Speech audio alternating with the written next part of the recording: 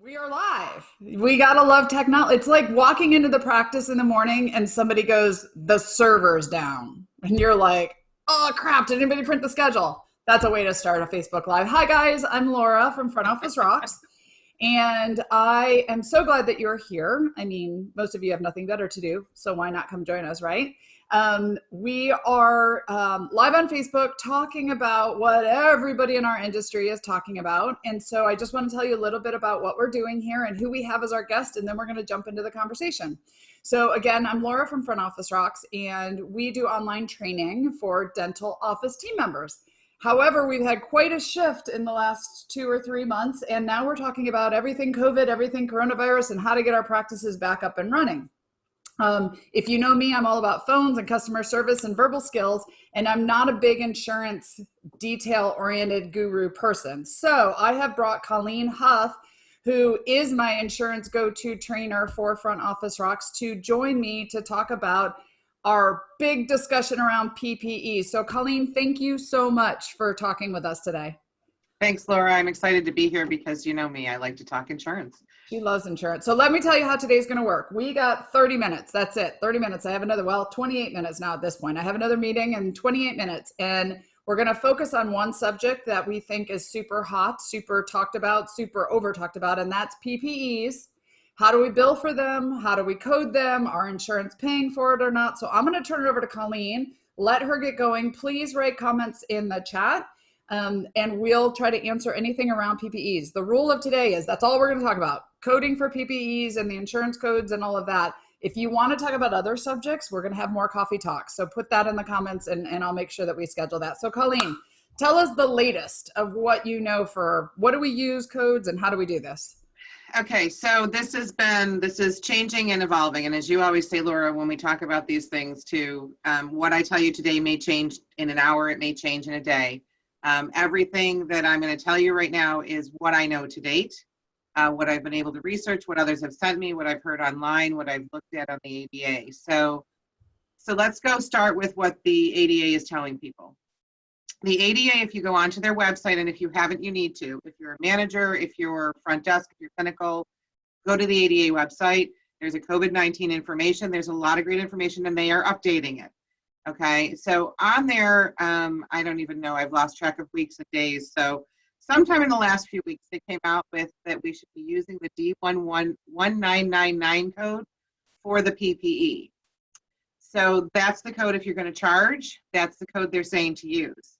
Now, that being said, one of the Deltas came out about 2 to 3 days later and really slammed it saying, don't bill that, we're not allowing that, that's not authorized.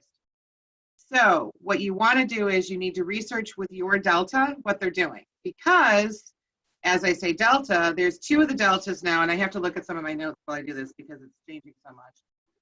Delta of Connecticut and New Jersey is paying a set fee if you're in network. Let me get my notes here.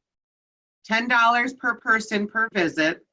It sounds like it's going to start, they said it's going to go for 2 months once it starts. When I looked at this about a week ago, they didn't have a start date. Rumor has it was going to start next week. Others are saying June 1st. But you have to be signed up for the electronic, the EFTs. So the caveat for that one is you have to be in Connecticut or New Jersey. I don't know why not New York, where they're all downstate in the same area. I used to live down there and now the other end of New York State. But so they're paying, and they're paying only if you're on the electronic funds. So they're paying a flat rate. You don't have to build a PPE. You don't have to come up with a code for it. You don't have to send anything in. That's what they're doing. Others are doing a similar thing.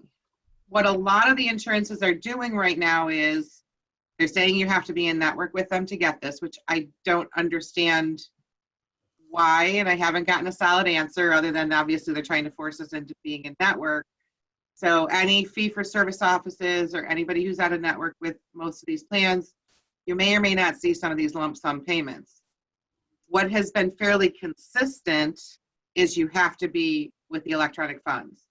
And I think they're doing that just to make it easy on themselves. If they're going to pay you this extra money, they want to do it they're going to do payments per claim they receive from that doctor, And it sounds like it's going to be in lump sum. So maybe it's going to be once a week.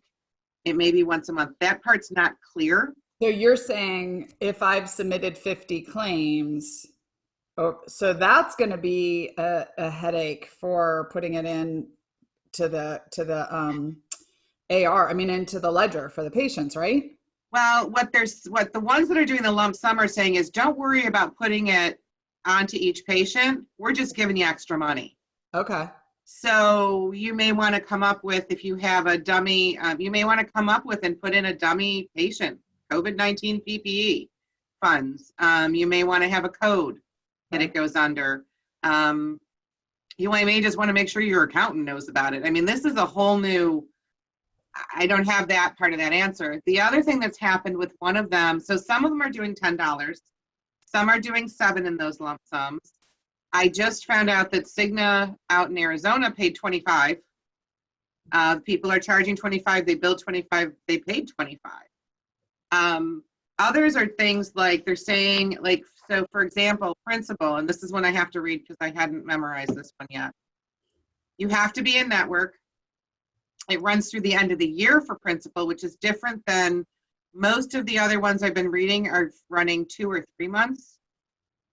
This one says through the end of the year, but if it's a self-funded plan, which that's a whole nother discussion, but if it's a self-funded plan, then they're not paying it. How you can tell that is the card will say benefits administrated by principal or administrative services provided by. So if that's on that patient's claim, you most likely won't be getting it for that person. So some of what I'm seeing as a problem here is these offices want to charge it. So we charge to Delta Dental. We're going to charge it out. We're going to send in a claim. They're going to deny it, but they're going to send us money over here later on. Right. And I'm not sure how to even, like, I haven't wrapped my head around that part yet. Others are saying, bill us and we'll pay you. And others have said nothing. You know, there's silence coming from a lot of them too. So you're going to have this as when you go back in the practice, right? What do you think? I mean, do you have a thought, and maybe you haven't wrapped your head around it. That's why I'm bringing you on, right? Yeah. How do we make this easy? So first of all, as an office, I think you need to decide, yes, you're charging for PPEs or you're not. Yes. Do you agree with that? Right? It's across the board. Okay. Yeah. So that part you need to decide, and that's an office decision. Like, are you going to charge for PPEs or not? I've heard all different philosophies, and there's all the groups talking about it.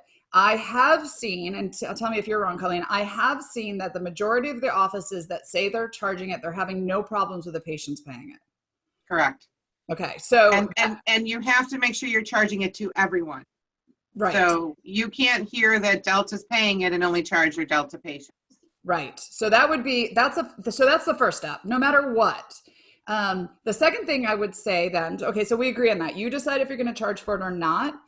You have to decide as an office, your doctor, your overhead, whatever, do you charge for PPEs or not? And it's across the board. Now, the second thing is whether the insurance pays for it or not. This should be the case with every code that you submit, that you submit to the insurance, and if the insurance doesn't pay it, then the patient pays it.